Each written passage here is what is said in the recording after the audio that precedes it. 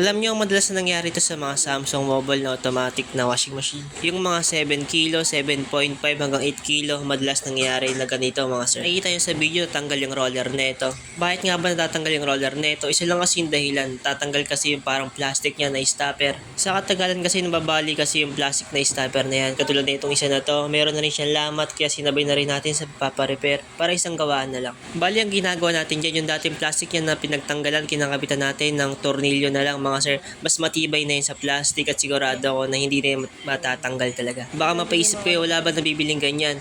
Meron naman po nabibiling ganyan pero ang problema kasi nasa 350 yata yung isa niya kung hindi ako nagkakamali. Kung dalawa yan, 700 na kagad. Kapag naman kasi walang roller yung pulsator, makikita nyo may butas yan na dalawa. Pwedeng pumasok yan yung mga bagay na maliliit at bumara sa ilalim ng washing machine.